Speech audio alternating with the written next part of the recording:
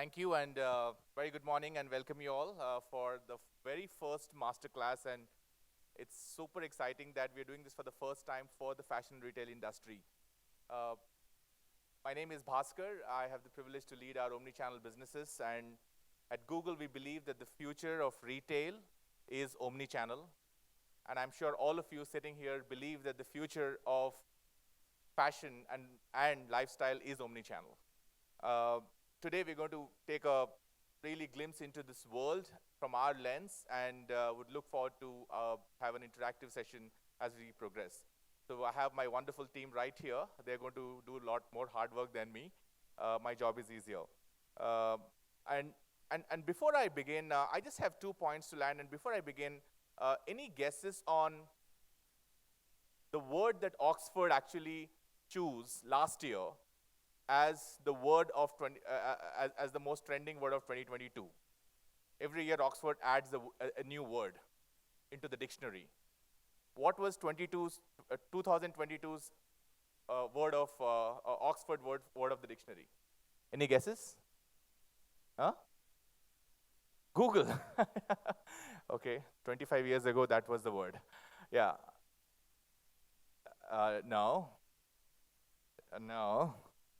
Okay, all right. And this is the word, ladies and gentlemen. It's called the goblin mode. How many of us could have guessed it? And this word had got 93% votes, and I think all of us relate to this phenomena during COVID times, right? Like sacking it in, and we really want everything to come to our fingertips, to our phones, and it's a very lazy. A sense of we really want everything to work very well in the comfort of our home. So COVID has changed a lot, particularly the consumer behavior, and a lot of those behaviors are sticking. So what happened during COVID is that the commerce has taken off in a big way, and I know a lot of big companies in fashion and retail moving their commerce business from less than 2 to 3% sales to even even their D2C business taking off to almost like a 30 to 40% kind of a sales in less than 2 years. So I think why I'm sharing this is because this actually changes a lot. As COVID receded, consumers have actually gone back to the shops that we're fully familiar with, right? At the same time, they're expecting the same experiences digitally as well. So be it glasses, or be it the technologies like immersive reality, AR, VR, or even like whether you are buying shoes or glasses, you really see that virtual try-ons are become table stakes these days. At the same time, digital is actually on one side solving for better customer experience, and on the other side solving for better profitability of the business itself. Returns are a big problem in apparel, agreed? Yeah? So KDDI in Japan partnered with Google Cloud to really solve this problem, and the opportunities of how we can use generative AI, which is the new normal these days in terms of whether it is Google's Bard or ChatGPT. I think these technologies' ability to kind of revolutionize how people shop and how can it solve for the profitability of the industry is insane. And I just want you to take a look at this video by a Japanese retailer. Music, please.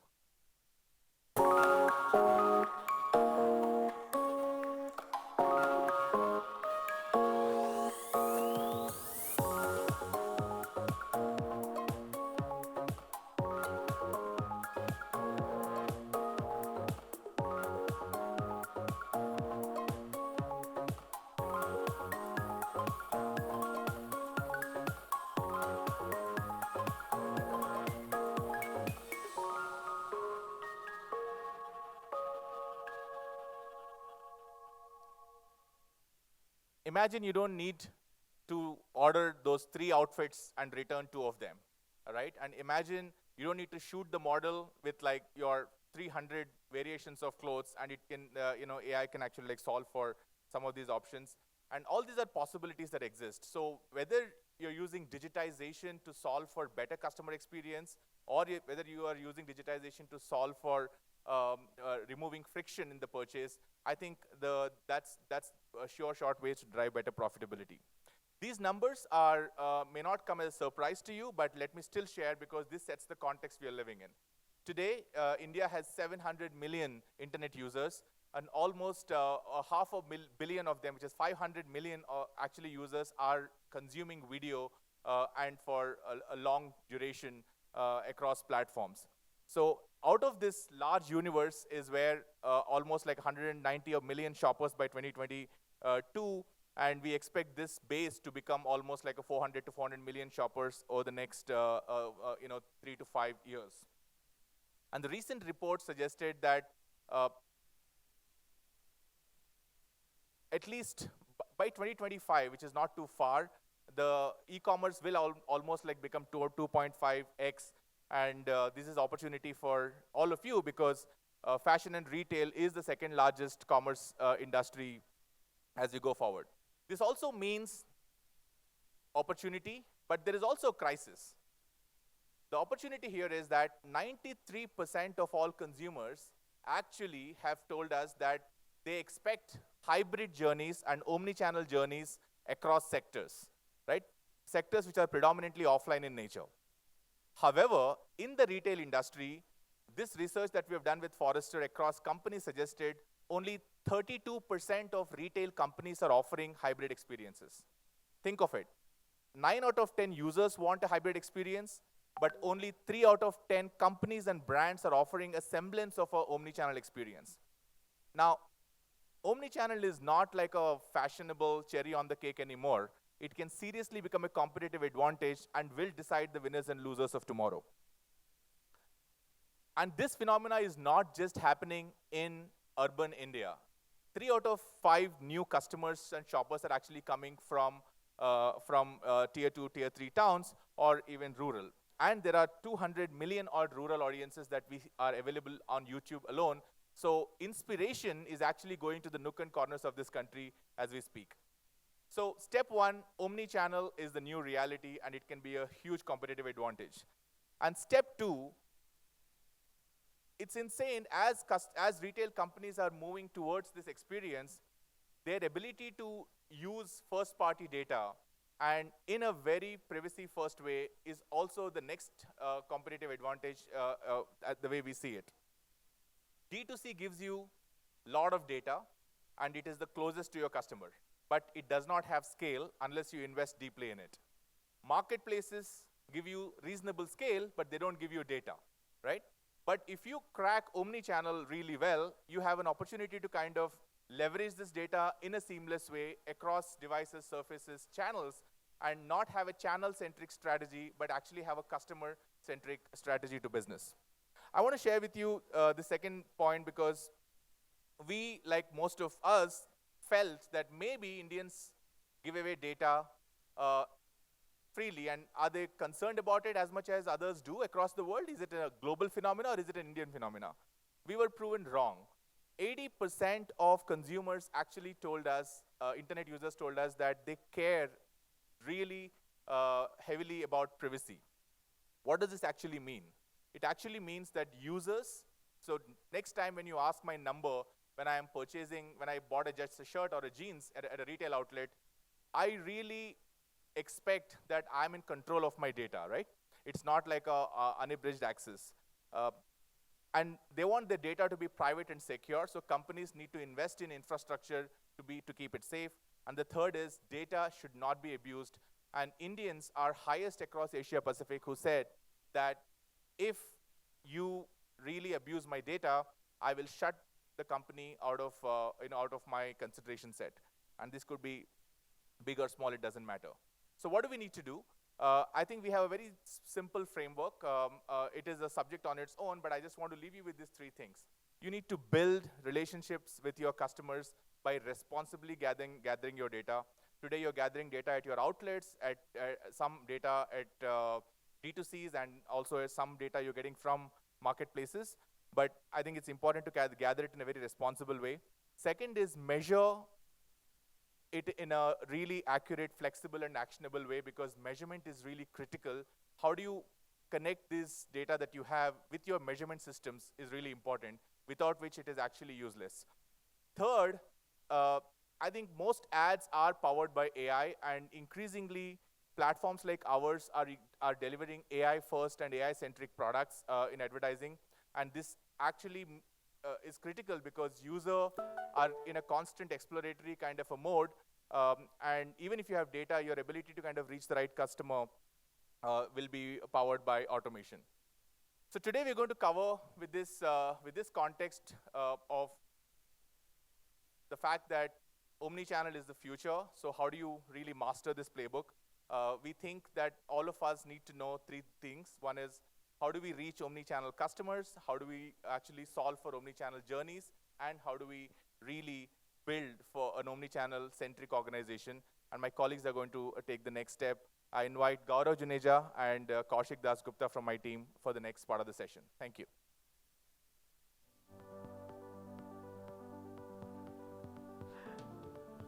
Thank you. Am I audible? Yeah, take over. Thank you, Bhaskar, for setting the stage. Okay, great. So my name is Gaurav Juneja. I lead digitization at Google. My mandate is to work with customers like yourself and help them set up seamless omnichannel journeys for their customers. Now, as Bhaskar said, three pieces. Number one, what is this omnichannel customer doing? We'll first understand that, get a sense of their behavior. Number two, we'll get a sense of what is the journey that they're taking in their path to purchase, especially across Google, which seems to be, the largest buying surface. And number three, if you want to do this well for the customer and set up the journey, what is the organization setup that you need to have so that you have a better chance of success? So with those three pieces, moving on, before we, and since we are Google, we'd like to share some more insights with you. But before we get going there, just a quick show of hands so that we get a sense of the room. Show of hands for folks who run stores. Okay. Show of hands for folks who run online businesses. Oh, it's almost 50-50. And show of hands for folks who run both. Okay, so I think our numbers are not that off. We are almost there. The Omni businesses are looking similar. So with that, I'm going to hand over to Kaushik, to talk a bit more about, the insights that we have for the omnichannel customer. Thanks, Gaurav. So we'll start with the consumer, the customer. But before that, welcome everyone. My name is Kaushik, and I lead the tech and the retail business for Google. Been with Google almost 11 years now.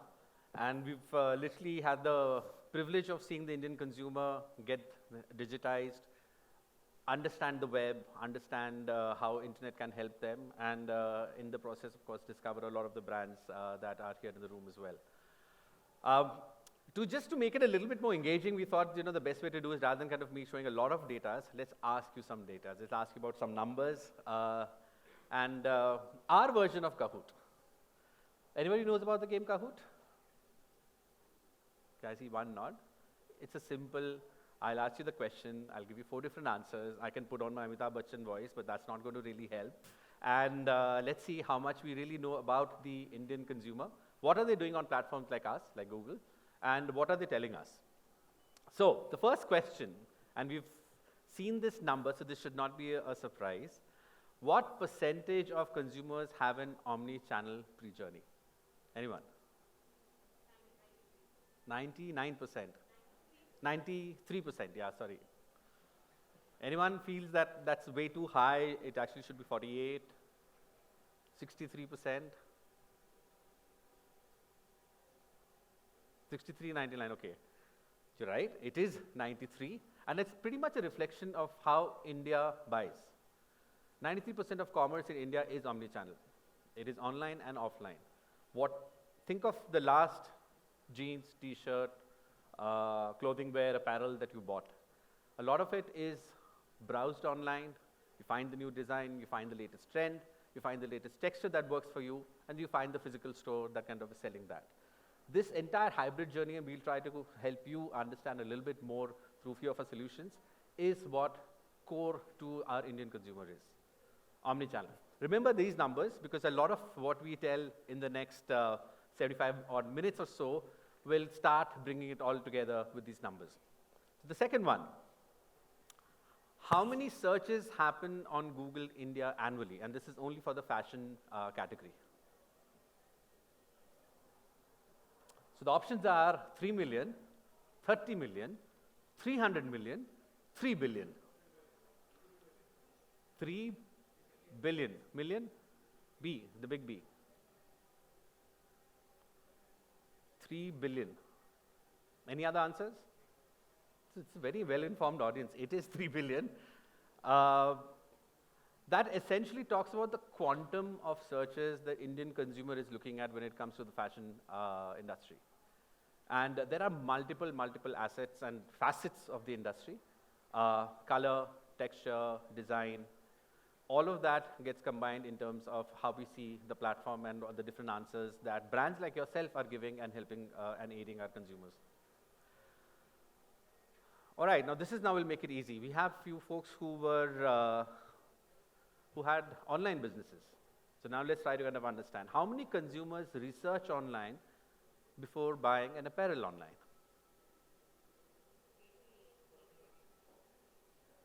88. It is a guessing game, so we're getting different numbers, so let's kind of go with it. It is 88. 88% of the Indian consumer will research before they go and buy something online. So the question that we have for you to ponder over the next 70 odd minutes is, are you helping and aiding the consumer in their research behavior?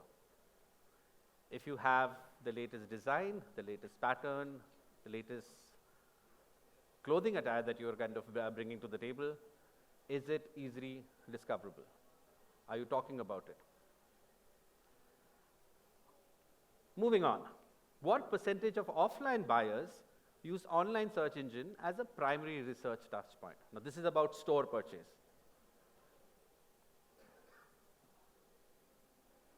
Again, let's guess. 44. Any other number? 28. 61. 61% of people who actually walk into the store have researched about what they want. Now this changes the way impulsive purchase is changing in India today, about how they are a lot more informed. Again, going back to information, going back to how you can build brand preferences before they even enter the store. One more. What percentage of online buyers engage with the official brand website?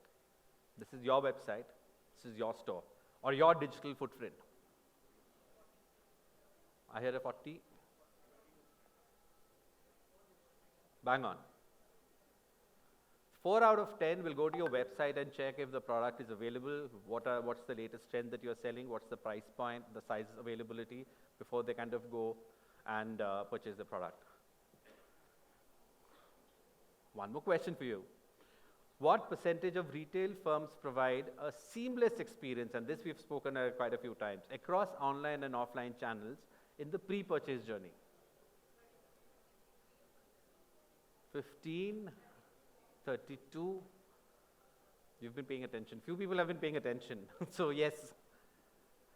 Now here's the dichotomy that we are in.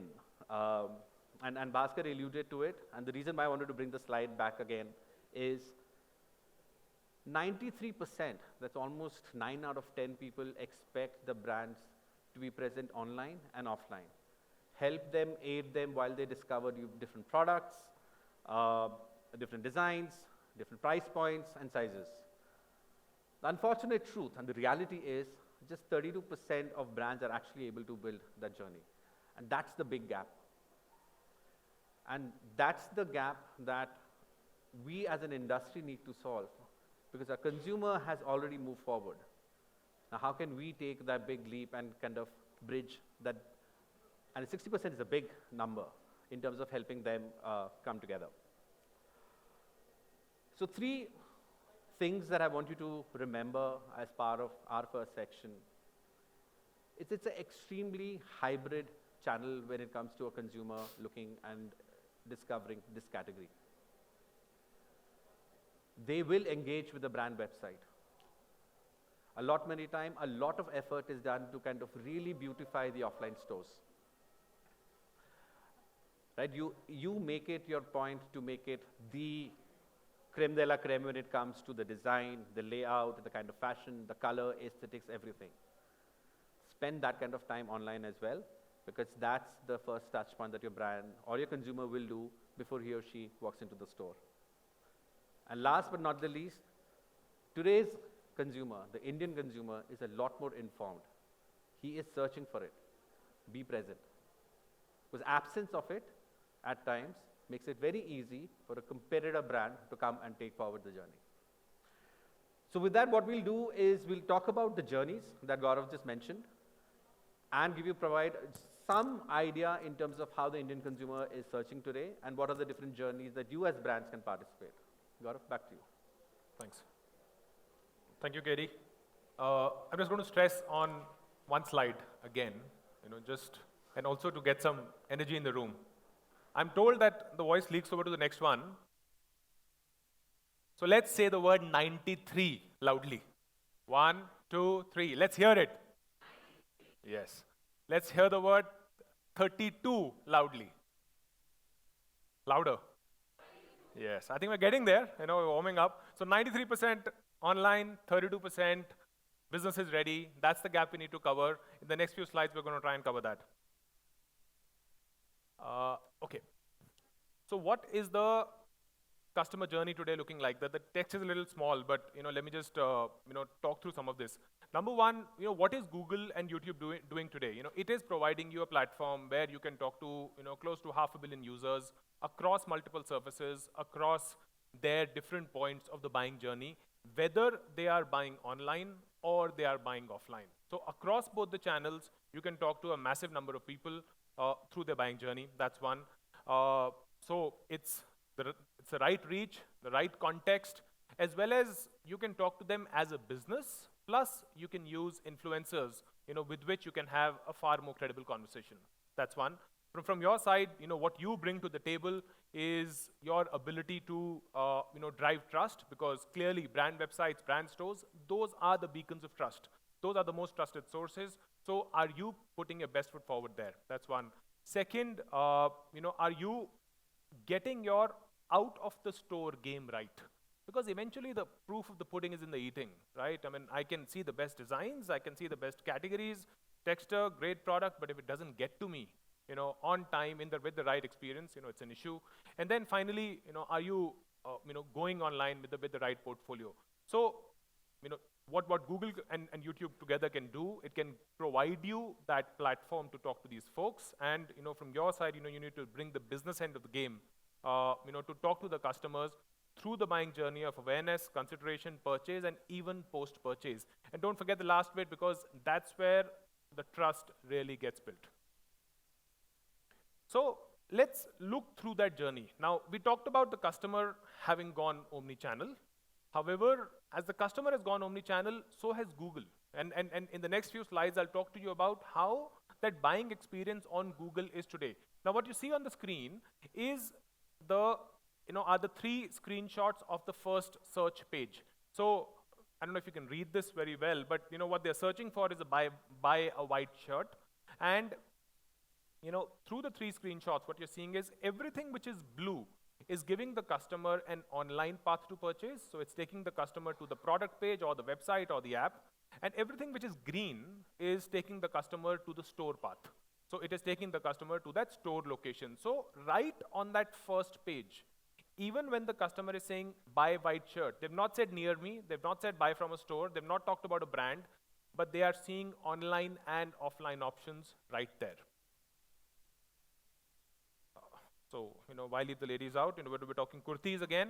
And even, for kurtis, you see the same thing. And if you see, we are showing, again, a combination of online plus offline. Plus, it's a combination of your own assets, which is free impressions, organic impressions as we call them, plus your ability to target these users with ads, contextually, of course. So again, it's a combination of online plus offline, green and blue, and what you can see in the first screen is ads on top. In the second one, you're actually seeing, again, ads plus a website impression directly, and then we're showing stores which the customer can walk up to or call or see what's in the store right from that page. Now, while the earlier queries were just buy shirt or buy kurti, this is where the customer is actually making a omni-channel search, which is shirts near me. That's the query that the customer has asked for. And I just want to draw your attention to the first one, where we are showing the customers today what is available in a store near the customer. So we are highlighting, so there's this tag. Sorry, the resolution is not great, but this one is in store, this one is online. So as the customer makes that query, we are able to show to the customers, this is available in the store near you, plus, you can also buy online. So right on that first screen, you're able to see that. Second, as you can see, as the queries have gone from buy shirt to buy shirt near me, the store listings have come in the second fold. Earlier, they were in the third fold. So again, we have bumped that up, bases the query, bases the customer's preference, and the idea is to give the customer, that choice first. Now, this is what best-in-class looks like. What we've shown to you is apparel. We're showing to you jewelry. It's a difficult category, high value, high consideration. People do a lot of research. They go to their favorite jeweler, but how does it work out? This is how jewelry is represented today, where you see a lot more of green and blue. So what that means is that there are far more touch points, which apparel is probably not covering today, which jewelry is. So you see a combination of ads for products, which is in the first fold. In the second one, you see the app/text, website. Then you can see store extensions where you can walk up, you can research about a store right from that first page. And then, of course, you can start seeing store ads as well. So online plus offline, paid plus organic. You can do a combination of that as long as your presence is built there, and we will talk about how you build this presence. If you build that presence, it automatically surfaces on the first page of Google with the right context for the customer. Now, what does that do? I mean, if you go back to the previous one, if you click on any of the blue boxes, which is a website or an app, this is where you will land in one click. You will either land on the product page of your website, which is the first screen. Second one is you will land just for general browsing on the website. Third one is where you can land on the App Store. So you can enable any of these actions right from that first page of Google. That's one. If the customer clicks, takes the green pill and goes down that path, you can land on, again, this is a Google-hosted digital storefront. So it is your store, visible on Google, where we can see that this is an article which is available in the store near me at this price. Again, it says 1 kilometer away from you, all of that, right? And right from here, they can either navigate, call, they can even buy online. So we are giving that path right from here. And then, of course, the store listing itself gives you the opportunity of letting the customer call you, guide to the store, even chat with the store, all from this page, all of that hosted with the help of a Google toolkit, which we'll talk about. Okay, we move on to YouTube, and I'm going to call Shubha to talk about this. I'll do that. Shubhani is an assistant. I am the one for clicking. Hello. Oh, sorry, I'm going to go back. I'm not doing my job well. Go for it. Can everyone hear me? So, hi everyone, I'm Shubha. I lead YouTube sales for India. And, I was here on this forum about 5.5 years ago before I joined Google. So it's lovely to be back, lovely to be with you all. Today I'm asking Gaurav to help me out. Normally I annoy the hell out of him by telling him that this is the best part of the presentation because it's YouTube. It's not me, it's We're YouTube. going to do a poll at the end of this. But since he's helping me out today, I will not say it, but it is true. Before we jump right into the consumer journey and the trends for lifestyle and fashion buyers and what paths they take into shopping and discovery for fashion and lifestyle on YouTube, I just want to start by talking about some trends. Think of these as thought starters, something to just leave you behind with. First and foremost, India is a video-first market. So there are, Bhaskar said this earlier as well, there are 500 million monthly active users on YouTube, you know. That's 500 million people that are coming to the platform to watch, to explore, to discover, to see something, and to shop. And that's a big number. And they're doing this from the comforts of their houses anywhere that they are in India, whether they are in metros, whether they are in tier 1, tier 2 cities. Again, Bhaskar spoke about a big rural presence on YouTube as well. And they're doing this in languages that they're comfortable with. There's only 7% of content which is English language that is consumed on YouTube. So there's diversity in languages, in geo, and also a lot of diversity in how this content is being consumed. There are short form snackable content that people are looking at. There are long form content pieces that people are using for more immersive viewing experiences. People are watching on the big screen, people are watching on the short screen. All of that is happening. Which brings me to the first trend, which is the streaming boom. It's impossible to talk about the state of video today without actually talking about streaming. So traditional media, traditional TV, both viewers as well as their eyeballs are actually fast moving away from there. And this is giving rise a very, very rapid acceleration in viewing on connected devices, on various streaming platforms, right? And world over, cable TV operators as well as broadcasters, in the last 5 years, 90% of them have reported a very steep decline in audiences. And it's very interesting because in YouTube, we find this to be very, very true. Connected TV on YouTube, both in 2021 as well as in 2022, was the fastest growing screen, was the fastest growing surface. So this is very, very true as we see it on our platform as well. Specific to fashion and lifestyle content that is viewed in India, there's been a 75% jump in watch time on this content genre as seen on connected TV. Also in a survey that was done with Kantar of weekly video viewers, people say 50% of the people are actually clicking on YouTube as the first default app the moment they switch on their connected TVs.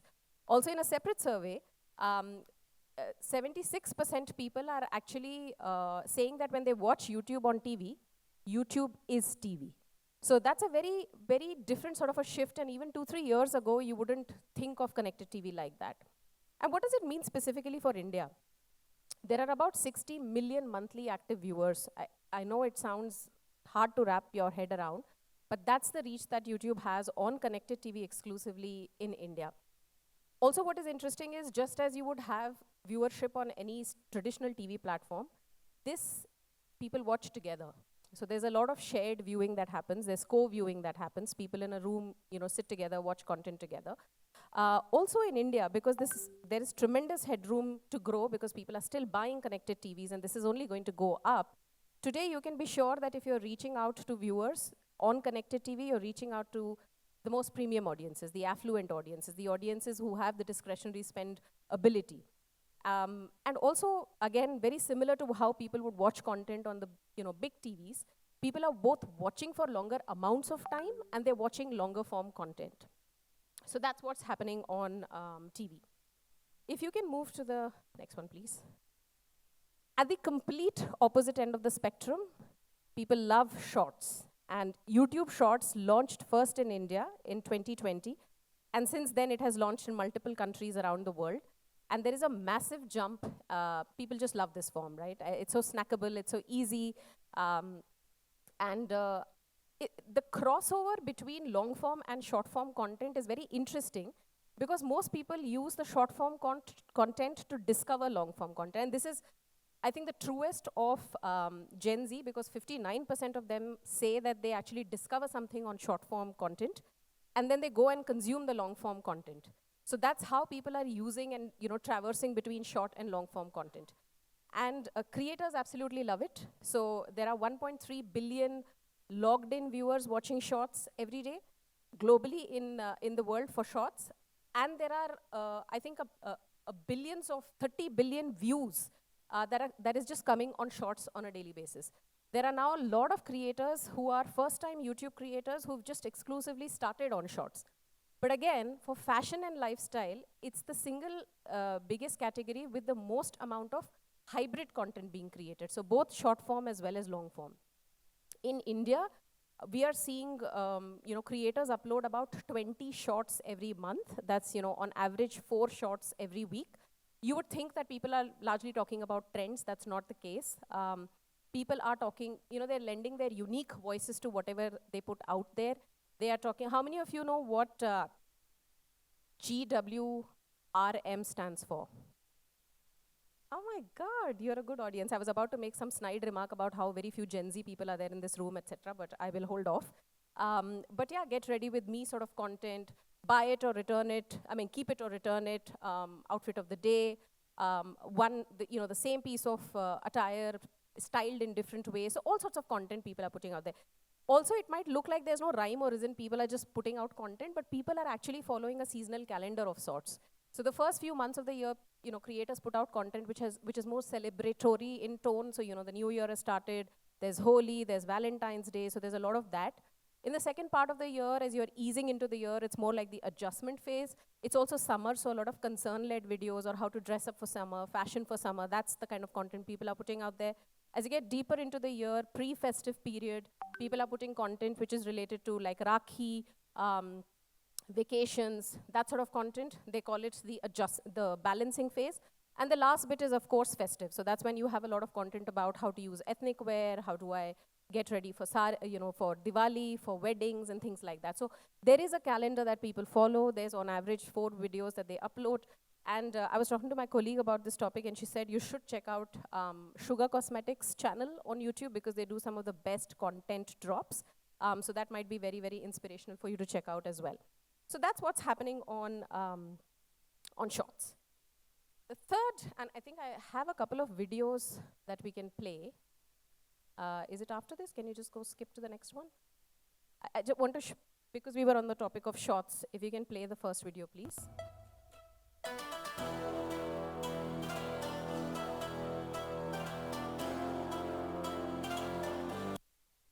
That's the first one. The second one. 7 चीजें जो 2023 में पक्का trend में रहने वाली है। सबसे पहली चीज आती है रिलैक्स फिट। अभी से कुछ टाइम पहले तक फैशन था स्किनी फिट का, उसके बाद फैशन आया नॉर्मल फिट का, उसके बाद 2023 is all about relax fit. दूसरी चीज आती है मोनोक्रोमैटिक लुक। अब ये जो लुक है ना, ये 2023 में डेफिनेटली ट्रेंड में रहने वाला है। तीसरी चीज आती है चेक्स वाले शर्ट, लेकिन यहाँ पे एक छोटा सा कैच है, जो लार्ज चेक वाले शर्ट है ना, बस वही ट्रेंड में रहने वाले हैं। जो छोटी चेक्स है वो अब आउटडेटेड होने वाले। And you can go back to the previous one, please, previous slide.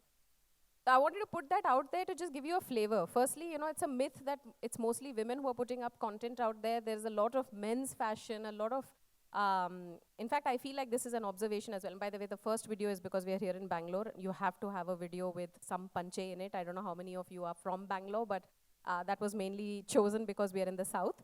But I think that in general, grooming for men, fashion and beauty for men is exploding as a category, and you see that first on YouTube. So there's regional flavor content. There's content where people are talking about what they think are the trends for the year. And this is being consumed. So these are, the first creator is actually still emerging. He has a very few few thousand subscribers. But the second one has 1 million+ subscribers already. So this is the kind of content people, creators are putting out there. The third biggest trend, of course, is shopping. And it's not that this is new to YouTube, because you've seen a lot of tutorials, you've seen product reviews, product unboxing, comparisons, research. All those videos have already been there on YouTube. And we've been very good at discovery and consideration building. That's the kind of upper funnel behavior that most people are used to, most brands and retailers are used to seeing on YouTube. What is changing now is the fact that, and again, I like that goblin mode bit. By the way, I did not know that. Goblin mode also included a lot of shopping from home, right? So e-commerce saw a massive explosion through the pandemic. I think it's estimated that about $4.9 trillion worth of e-com sales happened world over in 2021. And I think that behavior, it's very natural for that behavior to shift to social commerce. So a lot of what is happening on YouTube now is, in a manner of speaking, crunching the funnel, or just like collapsing the funnel, and allowing people to complete their journeys by also allowing them to buy, like discover products, but also click, maybe go to the retailer site, maybe go to the app, and buy the product. And there is a lot of work also going on to make it a little bit more seamless, frictionless journey by keeping the shopping option within the platform, but that's still work in progress. So that's happening on shopping. The interesting thing is 85% people who are on YouTube reported to have सात चीजें bought जो things that they have seen on YouTube. And just taking you through some formats, right? The first format that you see there is like a live streaming format where you can actually pin a product. You could be having an entire conversation about a new phone that you're going to launch or a new line that you're going to launch, and then you pin that product, you get people to talk. And this is entirely organic, by the way. Brands that have a channel on YouTube can do this. The second one is more based on consumer behavior. There can be a card that comes in which people can click on to buy a specific product. The third and fourth are ads-based products. So if you have a feed, and particularly those of you who have online feeds, you can actually link that feed and you can pick which product, like your top selling products, your most topical products, products with the best pricing. And when your ad is playing, the products will actually be viewable for the user to click on, and it'll take you directly to buy. Works really well for impulse category buys, for nice looking shoes that are not too expensive, for a pair of jeans, things like that. And the last one is shorts. Again, the same thing, you can extend to shorts. It even, this screenshot doesn't capture it, but you can see small version of the same product feed, but even without that, you can click out and you can shop now on YouTube. So I think that's, this is literally me taking screenshots while I was on YouTube Shorts yesterday night. These are two ads that I thought were very interesting. One is for Collective because they have a sale going on right now, and the second one is Indiaretailing.com. And these are the ads that people are running on Shorts. If you see for both, there's a shop now link, so you can actually click out. So you're watching a video, you see a nice ad, you click out, you make a purchase. That's it. I think I'll see you in a bit. Passing now to Kaushik. Thank you, Gaurav. Thank you, Gaurav. Thank you. I'm all mic'd up. So, thank you, Shobha. So what we'll try to do now is just tell you a little bit of the innovation that we've been trying to do on the Google surfaces. Hopefully you've been noticing it. If not, it's a great point for me to kind of tell you that these are the things that we're kind of doing. So let's start with a few of the innovations. We're trying to make it as intuitive as possible, as assistive as possible, and perhaps there's an ask in the end of the day as well in terms of how all of you can help make it a lot more richer for your consumer. So the one to the left is what fashion browsing was a year back. Very heavy textual content, too much of imagery, lot of blue links. Familiar? The one to the right is today's fashion content. It's completely changed. It is a lot more immersive, it's a lot more visual, and it's a lot more intuitive. So what we've been trying to do on the back is understand how consumers are engaging with brands, with categories, what are the different trends that we're seeing. So if you think of fashion, what are the normal things that generally come to your mind? Normal. Colors, perfect. Fabric, gender, pictures, trends, how to wear them, right? Costume, accessories, celebrities, right? Now all of them are very, very different ways of kind of finding the same thing, right? So what we are trying to do at Google is bring a lot of it together, make it a lot more intuitive, a lot more helpful, a lot more assistive to the fashion buyer as well as for the brands, so that they are able to discover the brands a lot more seamlessly.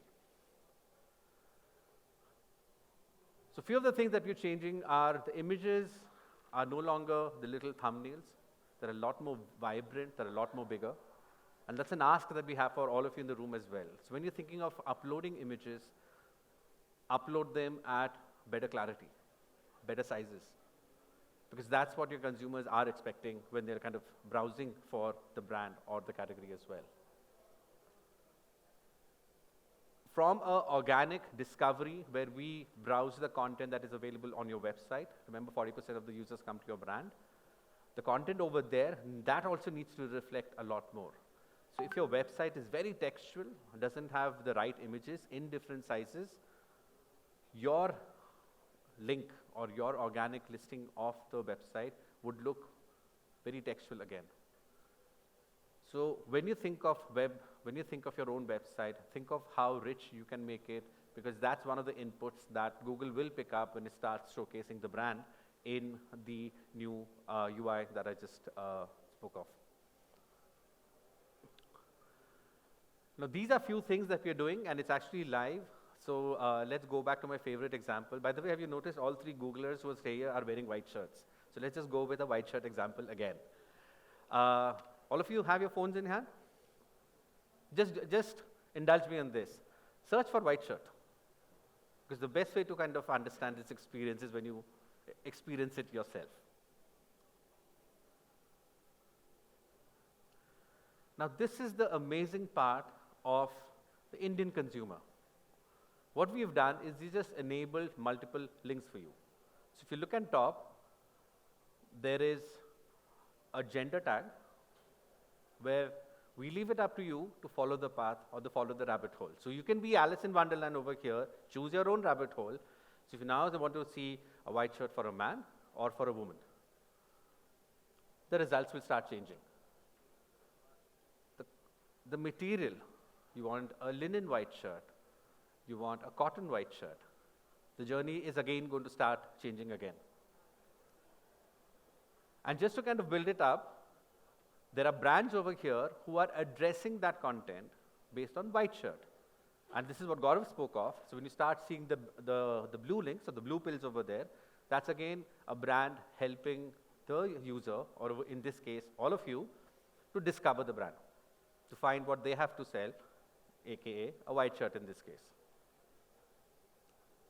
So now what we are trying to do as part of the new experience is ensure that the consumer is in forefront, but you as brands are aware in terms of how can you engage. So if you have a great linen connection in white, how do you bring that to the surface through the new UI that we are now kind of introduced in the fashion category. There is another very interesting piece that Shubha will talk about from a YouTube perspective. Sorry, you have a question?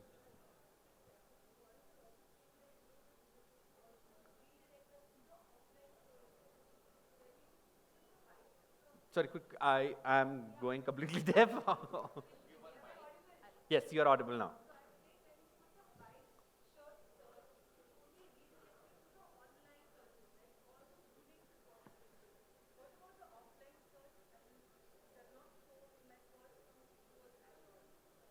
Great. Remember the data point that we all spoke of? 32? You just experienced the frustration of the Indian consumer trying to find out their offline white shirt collection. And we'll talk a little bit more in terms of what you can do. So this is the gap. And thank you for picking that gap and showcasing that gap. But that's the gap that we want all of you to address, hopefully, and sooner than later. So what we're trying to do is make the category, the catalog that you have in your website, in your stores, to be a lot more visible. But that would require a little bit more attention to details. You don't need to get down to saying what is a GTIN or how do you do product classification, but the question is you have to do it. Because if you are uploading a white shirt that you're selling with just the labeling of a white shirt, chances are that your discovery of that product is going to get very, very limited. So the more information you provide, what's the material, what kind of sizes are available, is it a normal, regular European collar, or is it a Chinese collar, is it with black buttons, it is with white buttons, it is a tux shirt, or is it a non-tux shirt, all of that enables the discovery of your white shirt a lot more easy.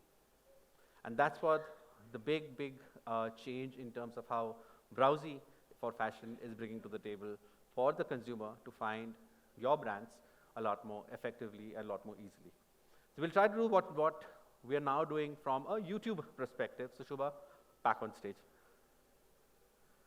And I'll be Gaurav this time, so I'll help you with your slides. Thank you so much. Am I audible? Yes, I am. If you can move to the next one, please. Right. Before I talk a little bit about live streaming and what are the things that we're doing in terms of innovation, I just want to take a step back and talk about what is the real value proposition of YouTube, right? What does it have to offer? There are three parts to everything that happens on YouTube. There are the creators. The creators are the ones who are talking about a topic that they are passionate about. They're bringing their life experience to it. Then there is a second part, which is a user.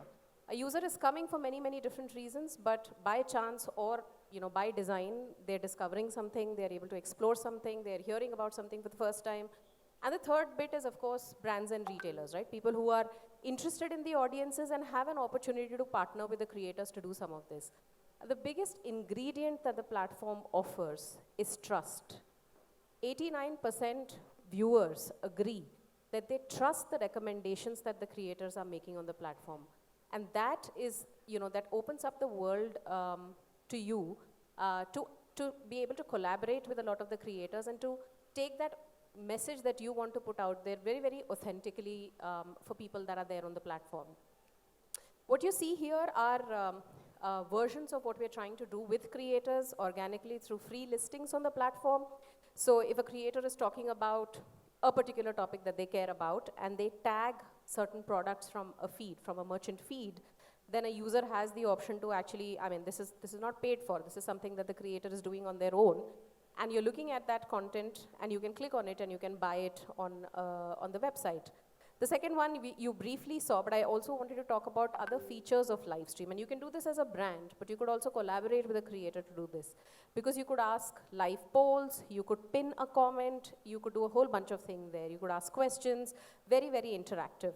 And the last one is, even without a live stream, there is an opportunity for an entire sort of shelf of products to become available organically, for users to sort of click on and actually buy. Next one. And this is still heavily work in progress. So this may not, translate into exactly this format when it actually eventually launches. But this is, think of it more as a straw man. So this is an idea. The idea being that if you are a brand and you want to be able to make friction-free buying experience without having the user leave the YouTube platform and make it more seamless, then this could be one way to drive that. So a user could see the product, they could find the product listing, read up a little bit more about it, go to a product detail page, and at some point in time, be able to buy directly through some integration that we enable on the back end. So these are some of the things that are still cooking in our labs, and hopefully it'll come back to India sometime. Back to you. I will actually hand it over now To to Okay. Gaurav. All right. Thank you, everyone. Thank you for your time. Great, thank you, Shubha. Thank you, Kaushik. Okay, since it's a master class, there will be a few questions. What have we learned so far? How many users have an online pre-purchase journey? 93. How many users, how many businesses offer a omnichannel journey? Sorry? 32. So a few folks remember this. And in the interim, what we've talked about so far is that how do you plug the gap between 93 and 32 across search and YouTube so that you give the customers the option of doing an online path to purchase, an offline path to purchase, number one. Number two, how do you do that through that buying funnel? Whether the customer is at an awareness stage or a building consideration stage, a lot of work that can happen through YouTube, or the customer has made up that mind that I want to buy, and again, you could do that across YouTube and search both. So that's the part that we've covered. But how, while Google is getting those queries and we are serving those results, how do those results come to life? That's what we're going to cover in the next few slides. So this is the Google toolkit for you to go seamlessly omni-channel. What you see on the bottom, so this toolkit, what this helps you do, it helps you build the foundational infrastructure to be online plus offline. It connects that digital plus storefront. You're able to bring that together for the customer. So this is from an infra point of view. Second, when you want to reach out to these users, you can even reach out to them in an omni-channel manner. So you can do the ad for white shirt, and depending on whether the user wants to buy online or offline, with the help of an ad, you can direct them to the website or the app, or you can direct them to the store, with the help of a local campaign. And then you can as you set up these campaigns, you can set them up with the help of Google's AI in an automated manner. And then finally, even when you measure, so as a customer, you have seen the ad for, let's say, shopperstop.com. You saw the white shirt, since we're on white shirts, but you actually walked up to a store and bought it from there. So that ad or that blue link or that organic impression helped the customer make that purchase. It also, this toolkit will also help you measure that, yes, you showed the ad, but the customer bought it in a store, and this is how you see the real ROI on your ad. Now, what does this toolkit comprise of? We'll talk about them one by one. We'll break it into three parts. Infrastructure. So we talked about the foundational infrastructure. We do the measurement with in an Omni manner, and then finally we do media and automation also with an Omni mindset. The first part, which is, let's talk about the storefront, because the physical stores is where a bulk of the business is still happening. That's your brand presence right on the high street. The product that from Google that you need to use is what we call Google Business Profile. It helps you set up the digital presence of your physical store. And remember that while your store is your crown jewel, that's what represents and reflects the brand. This is where the customer finds you first. So make sure that this reflects the brand as well as your physical store does. And what does that mean? You should have the right information in terms of the store address, shopping hours. You can supplement that with your ability to, have the catalog and the inventory, whatever is available in the store, linked to Google Business Profile. And then you should be able to enable a two-way conversation. If the customer calls, which is a button, a one-click available possibility. Again, who's answering the phone? Is it reflecting your brand experience? Directions, are your store pins set up well? Chat, again, and we are seeing that customers are preferring chat actually more than calling. So is somebody, and this is a native chat on Android or on iOS, where the customer can have a direct conversation either with the brand or with the store directly, and you can set up that journey as you want. Again, is that set up well? So this is a Google Business Profile. Not all profiles are the same. If your profile is set up with all of this information, if it is updated, if it has the pictures and the posts, if you're responding to reviews, then that's when the boxes that we showed, right, which is these boxes, this is where it starts featuring on the top. So we have seen brands who have, and I'm talking here more consumer electronics, with about 700-800 stores, who have gotten over 1 billion impressions just from this. 1 billion impressions in a year. So there's massive scale, and I'm talking one brand. So it's important to do this well. This is where your pathway to the store starts. Second is Merchant Center. How do those beautiful pictures that Shubha and Kaushik talked about, how do they come to life? Eventually, and in your category particularly, yes, is the customer searching for a brand? Yes, of course, that's the hard work that you've done to build that brand consideration. But a lot of times the customer is making generic category searches, because that's what I have in mind, right? So it is important to have that supplemented with the help of pictures. So all those pictures across the store listings as well as our shopping feed, it is coming from a product that we call Google Merchant Center. This is where you are able to upload the catalog, what are the articles or the SKUs that you're carrying in the store or online, and you are able to upload that with the inventory. Is it available or not, right? So the system, if I show white shirt, it will show in stock 2 kilometers away. That is the level at which you want to show that to the customer, because then it enables a clear online to offline conversion path. And that's what the customer is looking for. So the right pictures with all the specs, that Kaushik talked about, but with the right catalog and the inventory, that's where it will, and once you do that, it features everywhere. It features in the store listing, it features in ads, it features in local inventory ads. So everywhere it starts showing up organically and inorganically. Sorry. this is what I talked about, the magic of pictures. It will start showing up organically. It will start showing up in ads, and again, even on YouTube. So you do it in one place, it will start showing everywhere. And that's the magic of interconnected Google. This is what I talked about chat.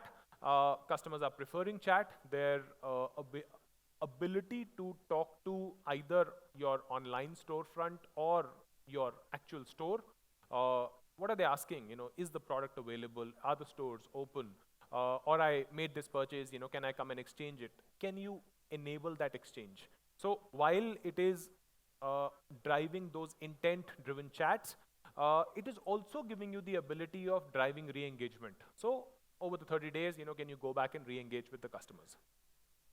And all of this AI-driven solution, Google Business Profile, Google Merchant Center, Google Business Message, and of course ads is, once you do it in one place, it is live across all surfaces. So we talked about YouTube, we talked about maps.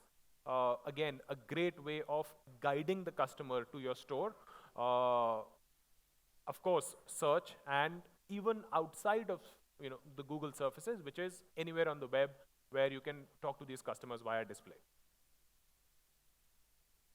So we talked about the multiple surfaces.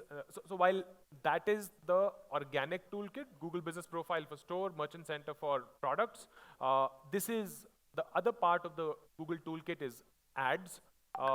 You power all of this infrastructure and then you show it to customers across all surfaces in a context-driven manner. And those surfaces are beyond YouTube. You can go into shopping, you can go into Gmail. So your ability to drive that consideration through the funnel for online and offline, just multiplies. You can do that same thing with store inventory. And then, so we've talked about building that presence. We've talked about touting that presence with the help of ads. But how do you measure it? And that's the example I gave earlier, where the customer saw, for the sake of a name, shopperstop.com ad, but went to a store and bought from there. From there, how do you measure it? Would it be fair to just say that conversions which happen on .com, but that those ads are having an impact and they are driving customers to your store as well, because I just want to go there and try it. And that's the magic of the store. So you have to measure the impact of your ads also in an omni-channel manner, and that's what Google Ads would enable you to do. It will show you the impact of this across online plus offline, and we've seen that it works beautifully for customers. Here are some case studies. I'm going to talk about a few. Talk about ShopperStop. Again, it's bang in your category, online plus offline. And the moment they started, so when they started, it was more, okay, I'm running a .com ad and it's giving me 2 times ROAS. But the moment they started measuring that impact of the store as well, because we know the customer who's seen the ad, clicked on the ad, engaged with the ad.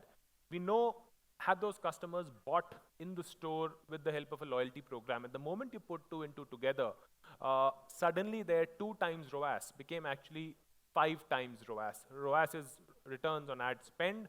And they could see that the impact of that online ad was, to drive customers to the store and drive those purchases was actually even more, and that's the nature of the category. I'm searching online, but I'm walking up to a store and I'm buying offline. So that's where we are. Similarly, we've seen this impact with ASICs. I want to spend some time on the Brand Factory case study. Again, online plus offline, heavily omnichannel. How they have, while you can use search to drive intent-driven searches, I'm searching for a white shirt, but your ability to go outside of search or combine search, with YouTube, what that did was, over and above what they were doing with search, they wanted to drive more scale. They started using YouTube Commerce, and that gave them 30% incremental sales by talking to a larger, a set of users who was beyond search. And by building consideration, or purchase for users who were, at a higher level in the funnel, and that too at a better ROAS. So again, the moral of the story here is that how do you measure your impact in an omni-channel manner? But even when you are activating your presence plus ads, go beyond, combine channels. Don't be mono-channel that I'm going to be focusing on this product only. I mean, how can you combine these multiple and then measure the impact of that also together? Like that, we have examples from Asics and Pantaloon as well, but just want to spend some time on this one. Yeah, we have some time left, but we just need, I think, another 5 more minutes. You can do all of this, but now you have a sense of what the omni-channel customer is doing, or how they are thinking of buying. You have a sense of how the journey is playing out on Google surfaces, which is search, YouTube, maps, etc., and how it is coming together in an omni-channel manner. And we've given you the toolkit. But your probability of success is still going to be limited if your organization is not omni-channel. Now, without going into a HR discourse, I want to talk about a few things which are points for you to ponder on. I'm going to combine the first two, which is talent teams organization, as well as planning and budgeting. You go to any org, you would have somebody who's leading the digital business, which is I'm driving traffic to the website. And that's the question that I asked at the beginning. There are folks who are driving the stores business. But is it, and they are planning, they are building targets for that business accordingly. I'm going to drive 40% growth on .com. I'm going to drive 10% like-for-like store sales growth, right? But where is it coming together, right? Is it coming together? Or is that hiring as well as targeting happening in a siloed manner, or that planning happening in a siloed manner? Do you have omni-channel plans where it comes together and that one person who's holding both of them and is actually less concerned about where the sale happens, as long as the sale happens, with my brand? So it is important to hire with that mindset as well as build your plans and budgets with that mindset. And we believe this is one of the largest issues which lead to the right implementation. So are you having that omni-channel mindset? Third point, customer-centric marketing. If you get that hiring and planning correct, are you also marketing, with an omni mindset? So, you can do, if you are a person who's driving store sales, you would run only local campaigns. If you are a person who's driving .com sales, you will run only smart shopping campaigns. But if you are a person with an omni mindset, you will run omni bidding campaigns, where you would combine I don't want to get technical here, but you would have an event, a conversion event, which would say online plus offline sales wherever it happens, and then let the system optimize or the algo optimize the display of the ad or your digital presence. So irrespective of where the sale happens, you activate media in an omni-channel manner. And I think it's important to go back and look at your media plans, ask your media agency, are we doing it with that mindset? That will happen only when your company mindset is omni, then that's when you take it outside. And finally, data. We talked about this in the previous slide. You have the omni mindset, you have activated media like that, but are you measuring it like that? So you set up the ad for .com and the customer walked up to the store. Do you have the ability at the back to measure it? And again, all of this is possible, with the help of the Google toolkit I talked about. And let me also say that there is a active ecosystem of partners, and I understand that every company would have its own capability. We can come here and we can do a 90-minute masterclass, but each company goes through its own journey of digital maturity. And to enable that digital maturity, there is a very thriving ecosystem of partners who can help you set up best-in-class store profiles, who can help you set up best-in-class online presence, who can help you set up the right omni campaigns. Happy to sort of, talk to the folks after this or, during the session to bring in those partners. So mindset, marketing, and then measurement. Again, how do you bring that omni, build that capability internally, plus rely on the ecosystem of partners? Last slide, closing thoughts. While we want you to go back with those numbers in mind, the customer today has an omni-channel journey. We showed you those numbers at the beginning. Whether it's an online customer, 93%, 32%, or the customers looking to buy online, 88% of them start their journey there. If the customer is offline, 60% of the customers start their journey online again. So the customer has an omni-channel mindset, do you? If you don't, then that is where you would see the customers falling through. You would see the store visits, but not conversions. You would see the brand, .com visits, but not conversions. So and that's where the previous slide of your org being omni-channel is important. Number two, the shopping journey is extremely complex. We somehow, sometimes as orgs, we feel that we want to control the outcome. We want to grow our online sales by 20%. We want to make this customer buy online. You can't make the customer buy online. We have to accept it. Let the customer make that choice. Please build your presence on these touch points in the best possible manner. Put your best foot forward and let the customer make that choice. I can tell you that the going will be a lot more easier because suddenly your funnels will start looking a lot better. So are you providing that omni-channel experience by being present across these touch points and letting the customer make that choice?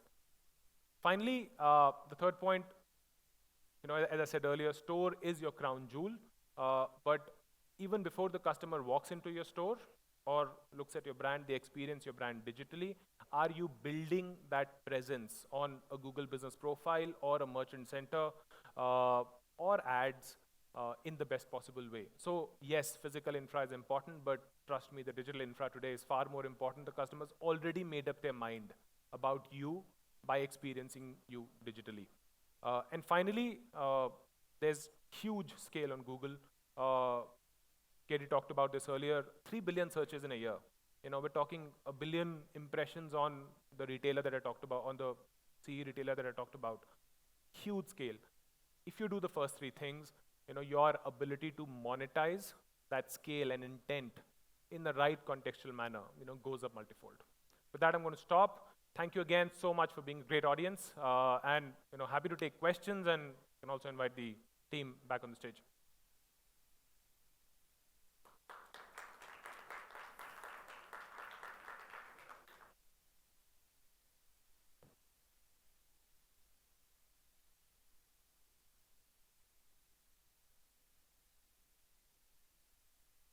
I think we answered all the questions. The presentation was just amazing. Yes.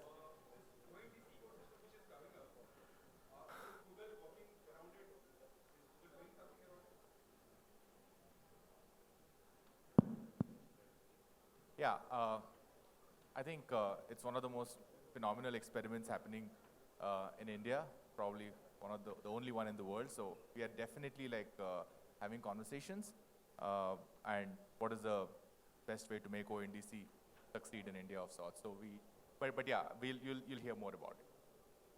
But it's definitely conversations are on. Any other questions from whatever if you've heard so far or anything at all? Yes. Yeah. Good morning, guys. My name is Tushar and I represent Fine. We are a retail tech startup, coincidentally funded by Google before. My question specifically is to Shubha.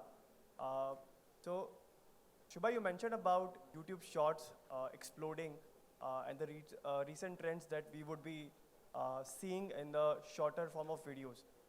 As a content creator, let's just say 5 years or 10 years before, if I have to create content, let's just say if I have to start an Instagram page or start a blog or start a YouTube channel, I have to invest a lot of time, money, energy to get it viral, get a lot of following and stuff like that. But now, after the advent of Shorts, TikTok was there, Instagram is there, YouTube Shorts is here to stay. As a content creator, I can go viral in my first or second YouTube Shorts. Say for example, if I am just starting from scratch, I can make a 30 to 45 seconds shorts and I can really go viral from my first ever short form video. How do you see these trends at Google, and what does this trend would mean for retailers when they are charting out their future marketing strategy? So since I didn't hear you very clearly, your question is how would you see the trends on shorts panning out for retailers? That's your question. Correct. Okay. See, the good thing is, like you yourself said, it's become very easy to create something like that. And I feel that when something is available in abundance for everyone to use, the only thing that holds us back is our creativity. So the challenge will be on how to break the clutter, on how to do something that stands out. And while with short form videos, and particularly, you know, when TikTok was in India, the concept of virality is something that everyone fixates on quite a bit. The thing to think about is how do you balance that out with more enduring, you know, brand building? What do you do after something goes viral? How do you sustain that momentum? Because the truth is that attention spans are also deteriorating. So you may have a one-hit shorts, so like it could have gone viral. But what do you do to sustain that after that? And what do you do both, you know, as a mix of long form and short form? How do you capture? I think the whole point of everything we spoke about today is making sure that you tap into the user wherever they are in their journeys. If they are on shorts, it's great that you have a short form content. If they're watching on connected TV, are you present somehow there? Are you investing in creating a community and channel on YouTube? So it's thinking a little bit deeper than just thinking, you know, one hit wonder or things like that. So it's easy, but I think it's also harder now for brands to stand out and break the clutter.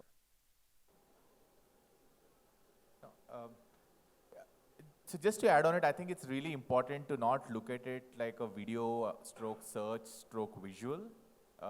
With AI-powered content, literally, we recently launched something called multi-search, right? You can take a picture of a bag and then also add a text saying that, hey, I want this bag in red color. And it'll appear in that saying. Tomorrow you can really look at text meets visual meets video, right? Meets voice, and I think it has to be, as I said, if you consumer at your center of if that's in your centricity as an organization, the content will actually like just match eventually. And Shorts is a great way to kind of create that and address the curiosity of the customer.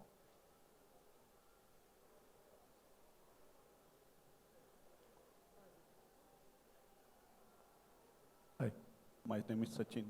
This is more as a consumer I'm asking the question. Like you said, I'm searching white shirt. So I see the photo, I see the video, I go to the store. But after making the purchase also, I keep on again seeing the ads of white shirt. Maybe some other color would work, but again white shirt keeps coming back to me. You know, the brand obviously wants you to have more white shirts. No, it's a function of how the brand is setting up their campaigns, and you know, also, so I'm guessing that, you know, because of that you end up seeing a lot more. But clearly, you know, the way and I think that there's a lesson there. You know, the way the ads are set up, right? Whatever is the normal consumption cycle. I mean, if I bought a pair of, I don't know, a bracelet or something, right? I mean, I'm not going to keep buying it. So once that happens, you know, then how do you set up your campaigns in a way that, you know, the same person is not targeted again? So I guess it's the platform provides you the capability of doing that targeting in that manner. But in your case, clearly, you know, that brand wanted to have a few more white shirts, which is never a bad idea. No, so yeah, Gaurav tends to just have white shirts. But jokes apart, I think going back to what Bhaskar started the session was how important it is that you are able to capture your consumer behavior on your own website. So if you have gone and bought a white shirt, and as a brand, you know that this consumer has bought a white shirt, it becomes the responsibility of the brand to then kind of stop showing incremental ads, hoping that he or she will buy 10 more white shirts, right? So that's where it's important when you think through your marketing campaigns, when you think through your infrastructure, think of it a more holistically as opposed to one campaign, one particular category, right? That's one part of it. The second one, and this is where intelligence starts coming in, as you kind of start capturing white shirts or queries around white shirt, you do realize that with the water condition in India, white shirts will tend to kind of fade out after 6 months or 7 months, right? So that's where your frequency starts coming in. So we can get down to entire lifetime modeling over here, but that's a longer conversation.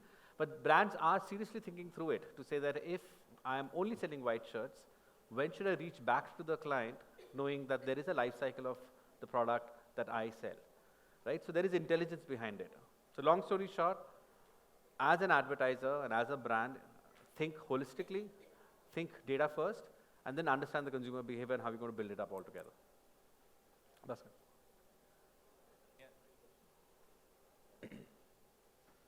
And you're not wearing a white shirt, so maybe the brand will kind of get back to you selling a white shirt again. No, I think if there are no questions, like I hope you got the answer from a consumer point of view, but as a marketer, a good analogy to take is that of Netflix, right? Or any of these OTT platforms who want subscribers. And think of every show that they have as an SKU, right? And they do promote all the shows which are recent across 190 countries in the world to all the customers who can pay them that subscription, monthly subscription. But if a customer rejects after he or she sees that content for thrice and is not converting, they move to another genre of content to surface. Maybe this may excite, and maybe it's a different model. But I think it's a good way to think about, if you have a data strategy, you'll be able to ensure that you acquire more customers and in the right way, and that's something that we yet to see in the fashion space. If there are no questions, thank you so much. You have been a great audience. I was hoping that the sessions in Bangalore, which started 9:30, will be rare. But thank you so much for being here for all of us. Thank you.